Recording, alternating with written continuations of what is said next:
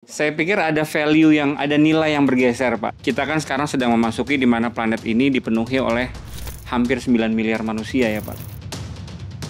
Begitu banyak kehidupan yang bergantung sama laut, tapi kemudian kita mengubah laut menjadi tempat sampah. Bahkan kita kehilangan spesies, setiap menit kita berbicara, sistem pendidikan kita, pertama menurut saya, artinya kita gagal. Menurut saya kita gagal dalam narasi itu. Nampaknya sekarang kehidupan itu akan datang dengan harga gitu. Kita nggak gratis tinggal di sini gitu. Itu Pak, saya rasa kata kuncinya adalah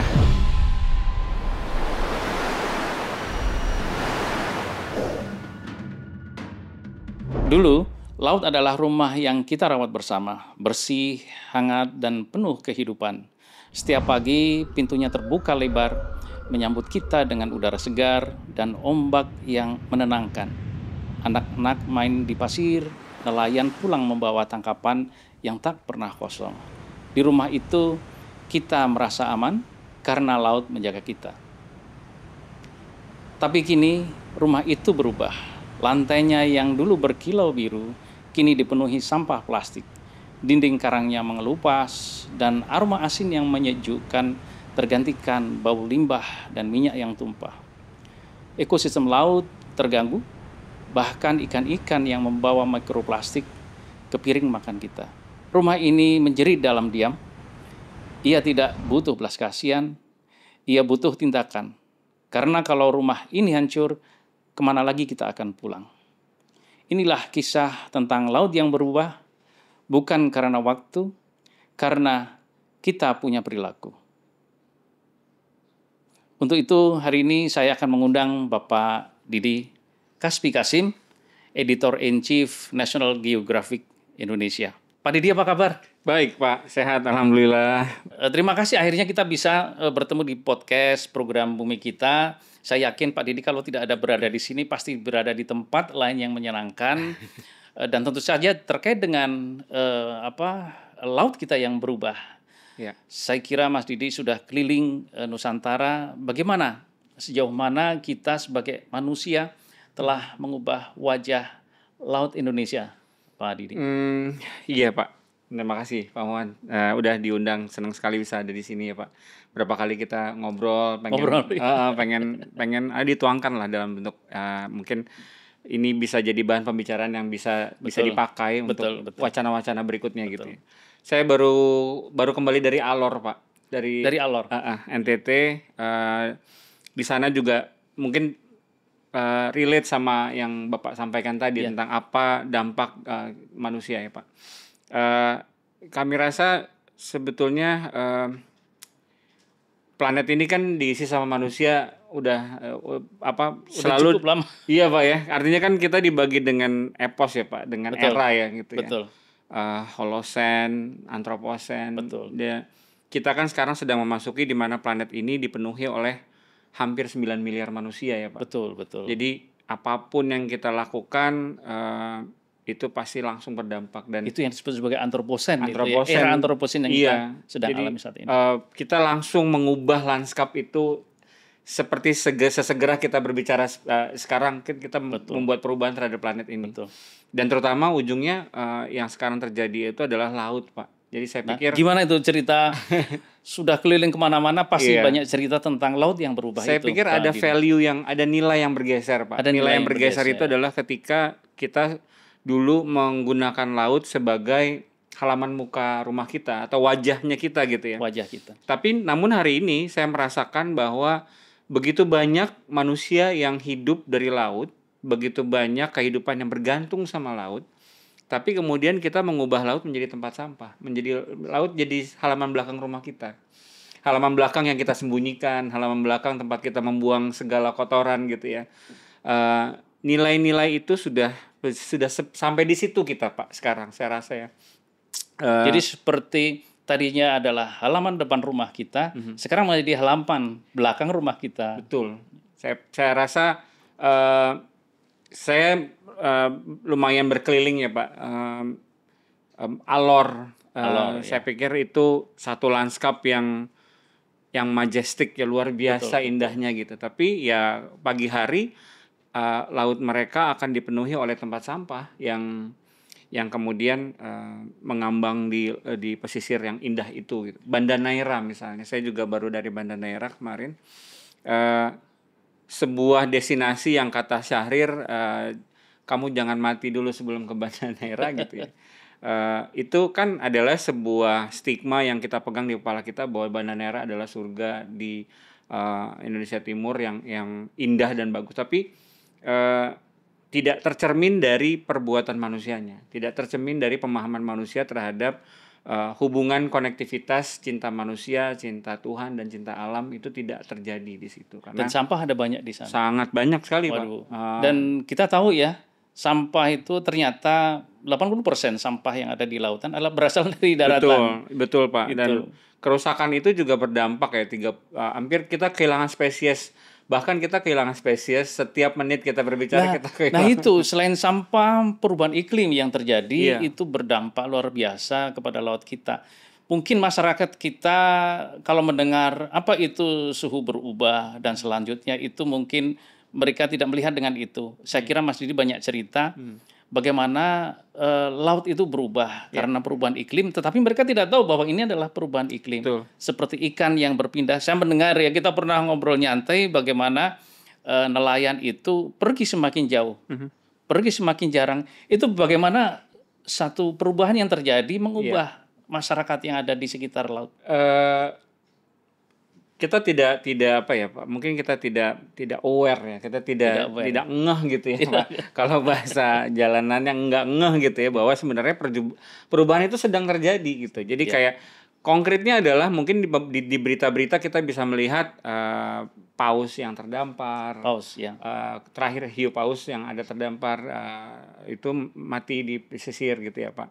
Tapi sebetulnya hal-hal yang lain yang tidak kita sadari juga sedang terjadi. Misalnya di NTT itu kebudayaan pesisir itu adalah lelaki Pak, patriarki, lelaki yang jadi, akan yang nelayan lah yang melaut gitu ya. Iya. Nah, namun hari ini tanpa disadari bahwa itu adalah dampak perubahan iklim. Ketika perempuan, laki-laki dan perempuan berada dalam satu kole-kole dan mereka berpangku tangan untuk menjaring Jadi kole-kole itu kapal perahu kecil kayu itu Pak, yang dari satu digunakan batang masyarakat untuk melaut. Betul. Dan dulu sekarang itu hanya yang laki-laki saja. Iya.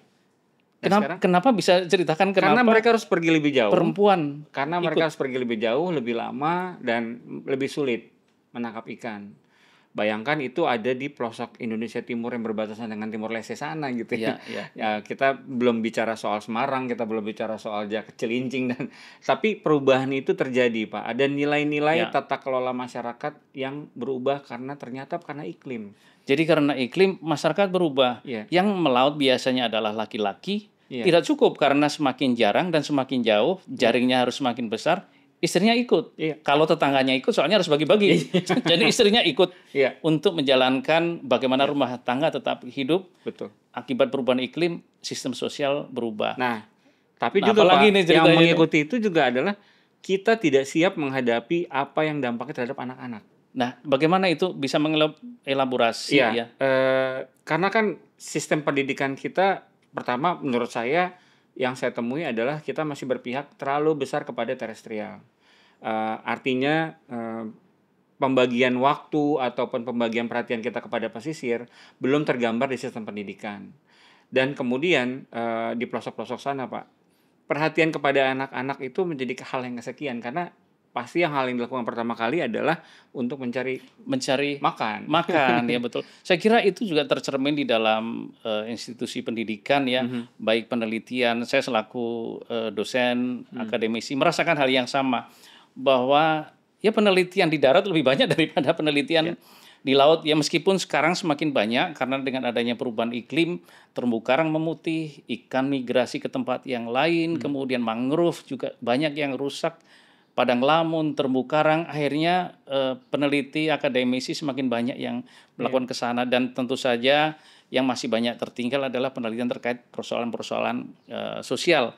Bagaimana masyarakat berubah, khususnya masyarakat yang rentan menghadapi perubahan iklim, yaitu masyarakat pesisir itu. Iya, karena mereka akan merasakan dampaknya langsung ya Pak. Artinya strata sosial itu yang akan merasakan langsung dampak perubahan iklim adalah ekonomi yang relatif lebih lemah karena mereka tidak punya akses. Tidak punya akses. Iya, tidak punya akses, tidak terlindungi. Tidak terlindungi. Jadi mereka akan merasakan langsung dampak merasakan itu. langsung. Nah itu ya di masyarakat yang mungkin tadi di Indonesia Timur, masyarakat nelayan yang memang kesehariannya adalah nelayan. Di kota besar itu juga sedikit ada berbeda ya persoalan sampah, sehingga saya kira di dalam dunia edukasi, pelatihan, membangun kesadaran itu juga banyak terjadi ya, termasuk juga laut tanpa sampah misalkan. Banyak yang bersih-bersih, itu suatu hal yang luar biasa. Kira-kira mungkin apakah ada hal-hal yang kurang lebih sama seperti itu, Pak Didi, yang ditemui selama perjalanan pengalaman? Iya, karena kita pikir gini Pak, jadi karena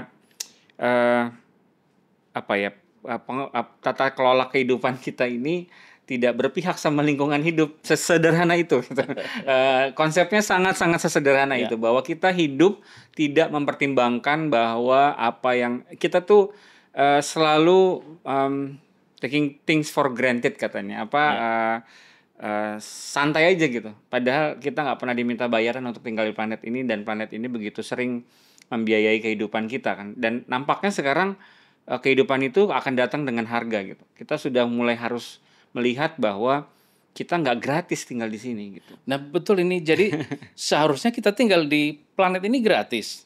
Tapi karena penduduknya semakin banyak, dan yang lebih keliru lagi adalah kita mendegradasi kapital alam kita. Sehingga tadi kita semuanya diambil untuk hari ini, untuk ekonomi yang jangka pendek ya.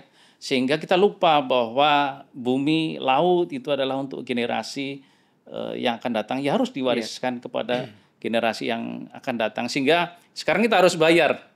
Dulu gratis, sekarang harus bayar karena yang rusak itu harus diperbaiki gitu ya. Iya Pak, sebetulnya kan tanpa manusia pun planet baik-baik saja gitu. Betul. 60 juta tahun yang lalu. Iya kan, tanpa kita gitu. Kita dihantam ini ya, meteor ya, dengan bencana global itu ya, 60 juta tahun yang lalu. Bahkan itu adalah salah satu bentuk kepunahan massal ya. Tetapi setelah 60 juta tahun kemudian kita bisa rasakan 200 tahun yang lalu itu hutan-hutan hijau, pantai-pantai bersih, kemudian sungai juga jernih gitu ya. Tetapi sekarang semuanya berubah, termasuk laut yang berubah. Karena memang pada hakikatnya kan manusia diterjunkan di bumi sebagai kalau saya mempercayai khalifah yang harus memimpin, yang harus memperkaya isi dari bumi ini, karena memang tugas kita itu, kita tidak creating ya, kita menciptakan lalat aja nggak bisa gitu. Betul. Jangan kita nggak di situ, tapi tugas kita adalah memang sebagai khalifah yang menjaga bumi ini punya waktu atau punya jeda untuk memperbaiki dirinya. Itu saja tugasnya gitu. Jadi mungkin kecepatan kehidupan, kecepatan kita bertumbuh sehingga kita sampai 9 miliar manusia, sehingga kita kadang lupa mungkin Pak. Lupa kata kuncinya. Jadi benar-benar bahwa laut yang berubah itu bukan karena waktu, tapi karena manusia kita yang berulah gitu ya. Baik ya, saya kira terima kasih Mas Didi. Tapi ini kan kita tuh banyak yang sudah diurus pemerintah, udah punya aturan. Para akademisi sudah banyak meneliti. Kemudian teman-teman kita NGO sudah banyak beraksi. Masyarakat juga sudah mulai sadar. Kira-kira dari pengalaman yang ada, apa yang dipandang oleh Pak Didi, apa sih sebenarnya yang cara baru yang masih lowong itu yang perlu kita tempuh? Kayaknya memang betul Pak, saya setuju, sudut pandang baru, sudut pandang ya. Kayaknya kita harus mengubah sudut pandang, karena sudut pandang jangan buang sampah sembarangan itu sudah puluhan tahun. Sudah puluhan tahun ya. Masih kan kita lihat orang buang sampah di jalanan gitu kan. Artinya kita gagal. Betul. Menurut saya kita gagal dalam narasi itu. Jadi saya dan generasi saya harus mendampingi generasi berikutnya untuk bisa punya values yang lebih baru, sudut pandang baru. Sama seperti kebijakan Pak sebetulnya, karena saya rasa sudut pandangnya bukan lagi sudut pandang eksploitatif atau sudut pandang memanfaatkan, tapi sudut pandangnya adalah mengintegrasikan, saya pikir ya. Jadi kayak bagaimana kita bisa melihat aspek dari sosial dan budaya itu tidak hanya untuk aspek sosial dan budaya saja, tapi dia punya konektivitas ke konservasi misalnya. Jadi semuanya saling berkaitan. Harusnya saling berkaitan karena kan kita adalah masyarakat kepulauan yang saling terhubung sebetulnya gitu ya. Kita bisa melihat rumah adat Toraja, Iya. Padang, Batak itu ada kemiripan. Ada kerajaan di Sulawesi yang leluhurnya orang Minang. Artinya kita bangsa penjelajah yang saling terhubung, yang saling punya keterkaitan.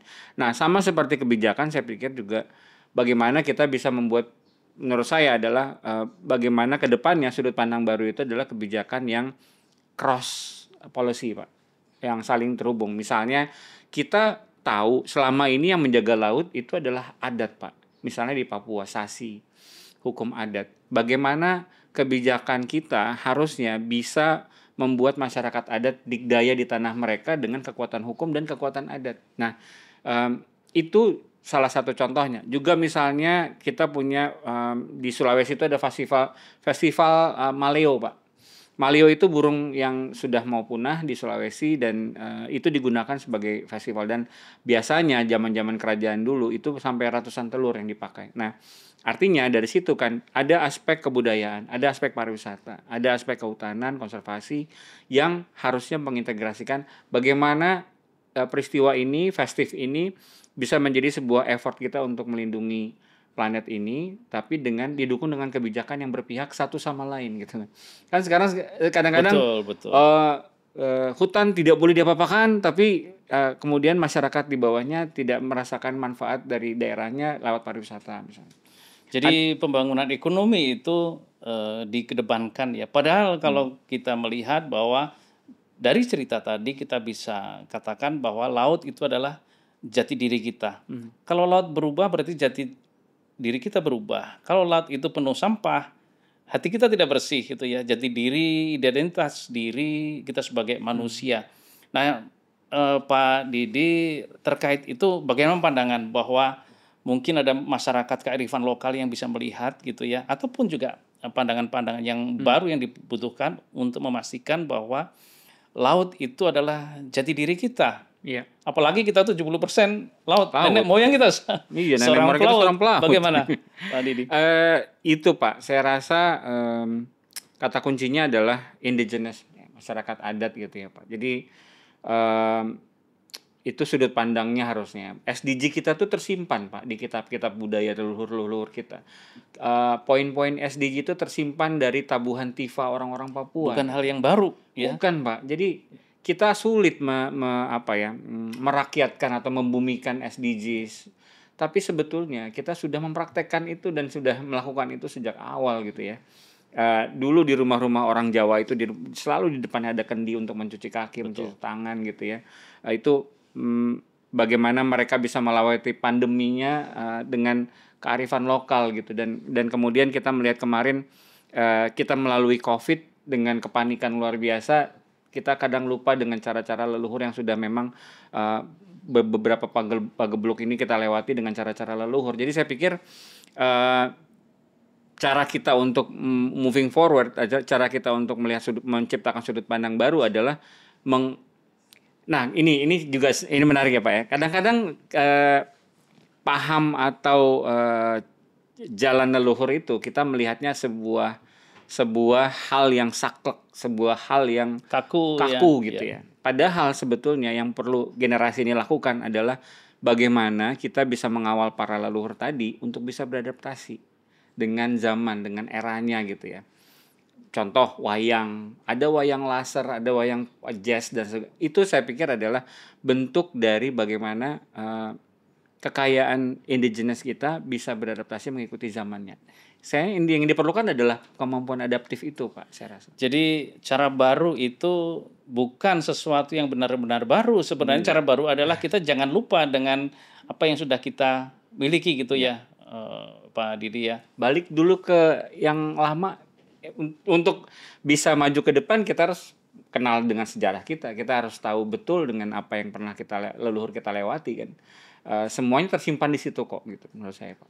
Oke, baik. Jadi bagaimana masyarakat yang selama ini sering ya merasa jauh dari laut gitu ya. Yes. Sehingga kalau bicara laut itu itu urusan yang tidak dekat dengan kita. Itu bagaimana pandangan Pak Didi? Kalau saya rasa kalaupun memang sulit memahami konsep laut, konsep pesisir, tapi pahamilah konsep tentang menjadi manusia yang berkesadaran. Itu aja Pak. Karena saya menjadi conscious, menjadi berkesadaran itu adalah peran kita yang dibutuhkan hari ini untuk sekitar kita. Bahwa ujungnya itu pasti laut Pak. Ujungnya pasti laut ya. Juga saya kira mungkin banyak masyarakat yang suka lupa ya. Kita itu ada sungai yang hulunya ada di gunung, terus mengalir sampai ke muara, sampai ke laut. Kemudian kenapa laut itu tercemar yang juga termasuk penuh sampah? Kita masyarakat ada yang membuang sampah sembarangan, plastik kena angin, masuk selokan, masuk sungai, sampai ke laut. Kemudian memupuk tanaman-tanaman tumbuhan pertanian gitu ya. Kemudian nutriennya masuk ke sungai sampai ke laut. Sehingga banyak penelitian yang akhirnya menunjukkan bahwa dari aliran sungai itu semakin ke muara semakin tercemar. Limbah berat gitu ya. Sehingga limbah-limbah dari rumah tangga, industri, sampah dan seterusnya itu bisa bercerita mulai dari gunung sampai ke laut, sehingga itulah keterhubungan ya. Tidak ada masyarakatnya, tapi juga laut itu bukanlah hal yang jauh dari kita gitu ya. Conscious living ya Pak, konsep hidup berkesadaran gitu ya. Jadi contoh misalnya plastik gitu ya Pak. Plastik itu adalah ciptaan terhebat yang pernah dibuat sebuah manusia Pak. Betul. Plastik itu sebenarnya kan cita-citanya adalah untuk ramah lingkungan. Betul. Dulu bungkus pakai kertas. Iya. Nah harus nebang pohon. Iya. Diciptakanlah plastik. Itu ya kan begitu maksudnya dulu ya. Iya. Gimana? Ya karena saya rasa yaitu plastik itu kan adalah ciptaan yang hebat gitu. Betul. Nah sekarang ciptaan itu di-abuse sehingga kita tenggelam di plastik itu sendiri ya. Perilaku manusia. Jadi perilakunya sebetulnya Pak. Betul. Yang mau saya sampaikan adalah ini bukan tentang kita menjadi orang yang menolak atau anti plastik atau anti gitu ya. Ini bukan sikap anti, ini bukan sikap menolak atau ini bukan sikap ngajak berantem. Tapi ini adalah sikap kita untuk adaptif. Betul. Adaptif itu mulai dari diri kita sendiri kok gitu ya. Kita mau memilih untuk memakai baju setahun kita baru ganti atau kita mau tiap bulan beli baju, itu kan pilihan gitu ya. Itu kan, nah sekarang pergeserannya kami di National Geographic juga mengarah ke sana Pak, untuk memberikan pendampingan kepada masyarakat untuk bisa hidup lebih berkesadaran dengan memberikan pilihan-pilihan yang bijak. Hidup lebih berkesadaran dengan pilihan-pilihan yang bijak dan rasional ya. Karena kalau dari cerita plastik tadi dulu diciptakan agar ramah lingkungan, nggak pakai daun, nggak pakai kertas, nggak tebang pohon, agar bisa dipakai ribuan kali. Tapi karena cara berperilaku kita manusia yang salah, sehingga itu menjadi permasalahan bagi kita, menjadi persoalan bagi laut kita. Karena di abuse tadi Pak, yang kita pakai secara berlebihan kan, dan secara material kan itu adalah bahan yang terbaik untuk menampung cairan, dan itu kita masih memerlukan itu. Kita tidak bisa melenyapkan plastik dari muka bumi, ini juga mustahil Pak.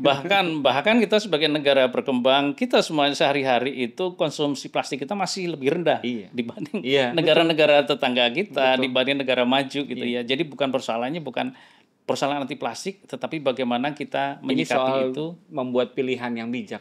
Pilihan dan bijak. Jadi kebijakan yang selama ini banyak di masyarakat adat itu harus kita tularkan kepada kita masyarakat yang mengaku modern ya, sehingga laut kita yang selama ini sudah berubah kita bisa jaga kembali itu ya. Iya, dan jadi sehingga itu bisa, apa yang dilakukan oleh orang-orang pedalaman bisa kita implementasikan di kehidupan rural atau di kehidupan urban gitu ya Pak, di perkotaan, dengan mengikuti gaya-gaya orang-orang leluhur dulu hidup di pesisir, di pulau-pulau gitu. Oke, baik Pak Didi ya. Kira-kira dengan kehidupan kita yang memang pasti akan kembali kepada kehidupan kita sehari-hari, laut yang berubah, baik itu karena persoalan sampah, kemudian juga kita sekarang mengalami apa yang disebut sebagai asidifikasi. Laut semakin asam, terumbu karang memutih, kemudian bahkan juga air laut menghangat, ikan berpindah, nggak bisa pakai AC. dia pindah ke tempat yang lain. Akibatnya tadi yang diceritakan itu, Ya, nelayan melaut perubahan. semakin jauh gitu ya, tangkapan semakin sedikit sehingga jaring harus semakin banyak dan seterusnya. Nah, terkait dengan itu bagaimana kita bisa mengubah itu, kembalikan laut sebagai rumah kita, kita bisa merawatnya. Kita perlu memulai dari kita sendiri, dari kehidupan kita sehari-hari. Kira-kira dari pengalaman yang dilalui oleh Pak Didi itu, kira-kira apa nih kehidupan sehari-hari kita yang kita bisa lakukan, yang sebenarnya kita lakukan di rumah, tetapi itulah pengaruhnya kepada laut kita. Iya. Mungkin itu Pak ya, sesederhana kita mulai dari rumah. Saya melihat ya Pak, bagaimana Bantar Gebang menjadi sebuah lanskap. Bahkan di Google Maps itu, Google Earth itu kelihatan sudah jadi kayak gunung gitu ya. Dan itu semua bermuara atau berhulukan kehidupan kita. Bagaimana kita, misalnya kita biasakan untuk kita tanamkan di benak kita bahwa bagaimana kita bisa lebih mengkonsumsi bertanggung jawab. Apakah saya mampu mengolah apa yang saya konsum gitu ya. Misalnya apakah saya mau dari rumah, sebetulnya kan kita bisa memilah. Yang mana kan hampir sebagian besar sampah yang berakhir di TPA itu kan organik ya Pak. Betul. Dan memang yang kalau misalnya korporasi mungkin ada regulasi yang mengatur mereka, tapi kan rumah tangga agak sulit nih Pak. Jadi mungkin kita bisa memulai dari apa yang bisa kita lakukan di rumah dengan cara memilah. Itu hal, menurut saya hal yang paling sederhana dan itu berimplikasi langsung kepada laut kita, karena tadi cerita 80% sampah plastik berasal dari daratan. Betul. Ya Pak Didi, ini sebelum kita tutup, kira-kira apa lagi yang ingin disampaikan terkait laut kita yang berubah, Pak Didi? Baik, kalau menurut saya mungkin kita harus menanamkan takut ya, Pak. Takut bahwa kita mungkin tidak akan siap ketika alam dan semesta memperbaiki dirinya sendiri. Alam dan semesta sekarang memberikan waktu untuk kita menjaga proses, hadir dan memastikan alam bisa pulih gitu ya. Tapi mungkin nanti kalau misalnya alam tidak bisa menunggu kita lagi dan kemudian dia akan bergerak sendiri, itu mungkin sesuatu yang tidak bisa kita hadapi. Mungkin kita tidak sanggup gitu ya. Jadi jangan tunggu sampai kita tidak sanggup. Mulailah dari apa yang bisa kita lakukan hari ini. Sesederhana dari memilah sampah dari rumah pun cukup. Jadi jangan tunggu sampai kita tidak sanggup, karena kalau bumi yang mengatasi, kita tidak bisa menerimanya gitu ya. Bumi ngulet dikit kita repot Pak. Baik, jadi sekali lagi dengan cerita tadi bahwa laut bukanlah hal yang jauh, bukan entitas yang jauh dari kita, tetapi itu mengalir di setiap tetes air yang kita minum, itu mengalir dengan setiap hela nafas kita. Jadi laut yang berubah harus kita kembalikan kepada laut yang seperti dulu lagi. Kita perlu rawat karena itulah rumah kita. Jika tidak kita rawat, kemana lagi kita akan kembali. Bumi dan kita untuk harmoni manusia dengan bumi dan sesama. Ikuti terus podcast Bumi dan Kita, persembahan Environment Institute bersama Yayasan Sahabat Peduli Bumi. Sampai jumpa.